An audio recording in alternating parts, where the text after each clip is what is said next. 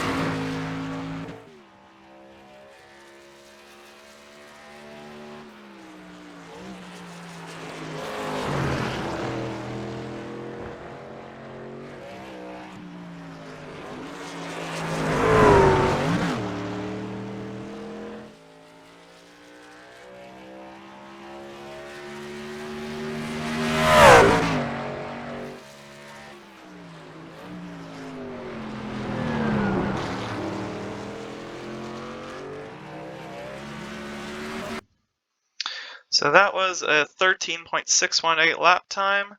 And before we head out, I'm just going to do a short track guide around here. So When I start the lap here from cockpit view, I'm just going to kind of analyze my approach to these corners. Now, for the whole track, you're kind of wanting to manage how much oversteer you're having. Like in the rear, you normally enter the corner with understeer and you exit with oversteer.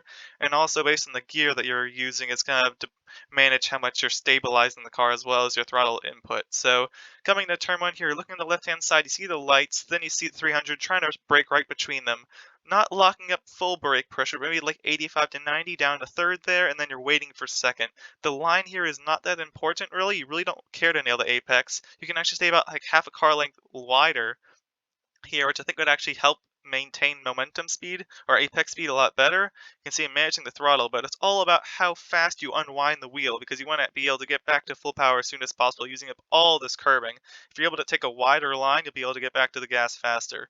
For cars that aren't this heavy, normally the apex will be fine, but with a truck like this, just having that wider line will be better. So using all the runoff then here, then going through this first apex, you're trying to turn in real early since the car is going to want to wash out wide, taking about half throttle through this first part, being super patient not to get back to full throttle too soon. You want to not wash up over to this left here. You want to stay as far to the right as possible, putting yourself in a good position for the left. Finally getting back to the gas once you can get the wheel straight, then bring it over to the left. Again, partial throttle. You don't want to run too wide and get into the guardrail on the right. So partial throttle at apex, still waiting till you can unwind the wheels, still waiting, getting a little bit more throttle, like around 80% or so, and then once you finally get back for the wheel to get straight, you get back to full throttle. Through this right-hander, you're trying to get as close to the curb as possible without hitting it. I do touch it a little bit here, which gives me a little bit of oversteer, as you can see by the small correction. And you really don't want to be pinching. You want to be just unwinding the wheel and using all the track out on the left. You can see it does give you a little bit of extra track here, and then it turns into grass quite quickly. It's very easy to get that little bit of grass and unsail the car. So just use all that runoff without getting in the grass. Going up into the bus stop here. The super important part is not downshifting too early. You want to downshift to get extra rotation in the front, not to help slow down the car. So looking at the left-hand side, you see the 500 and then the 600, braking like right around the 500, down like almost full throttle once again, waiting in fourth gear this whole time, trying to almost hit this guardrail, take as much as the curb as possible. Right when you're over the curb, or maybe a little bit past, to downshifting the third, you can see right there, and that helps rotate the car in the front there. Waiting to get back on the gas and kind of right in the middle getting back on. I could have gone a little bit more this curve. That would have positioned me better over here instead of kind of wash out over to the right almost into the grass. That kind of puts me in a bad position here. So I'm just trying to figure out how do I rotate the car. And see the partial throttle, if I just give it a little extra boost here, try to slide the front out a little bit, then I eventually downshift to, I believe, second through here. However, I don't want to get the rears too unstabilized, so I'm waiting to get back to third whenever possible. I'm up to third once again through here, and I don't intend to run too wide, just trying to hold my line as best as I can. And you can see I'm pushing the wheel so much to the right that I get oversteer in the rear and I have to correct there. So it was a small mistake, but you can see that's something that you want to try to avoid if possible. Running out wide maybe loses you half a tenth or so. So trying to make sure you don't run too far wide, not use too much of the wheel, but it's just trying to manage that understeer and oversteer. Right after the wall starts to go over to back to the right, again, full braking, trying to get as much of this curb as possible. I really think that if you can clip a little bit of the grass on the left, that'll help rotate the car. Obviously, it'll slide the car a lot, but I feel you can control that slide to a point where that will be beneficial. Unfortunately, I don't get the grass, and I run a bit wide here, just avoiding the 1X. I think you have to stay like at least 2 tires in the curb or something. I was really close to that. Bring the car all the way over to the left once again, and then I downshift to third here initially, and then a downshift to second. Now the second was again trying to get rotation in the front, which I do get. However, you see all the oversteer. At this point, I get back to the throttle. I thought I was not going to be able to correct it, and so I upshift to third quickly. I just didn't want to be putting in a lot of throttle when I was in second gear and then spin out the car. So I shifted up to third too soon, and I just kind of bogged down the revs, which lost me a little bit of exit speed here. But I just wanted to be safe and not lose the whole lap completely. So if you can manage to get the rotation and be able to save it, try to keep up second or just keep it in third, whatever you prefer. But that's a lap around Watkins Glen, so hopefully that lap guide was helpful. Once again, using the throttle to just maintain like the stabilization of the car and using the gear shifts to control how much oversteer you have in and out of a corner. So once again, here are the track settings that were used. Thanks for watching and hope you enjoyed.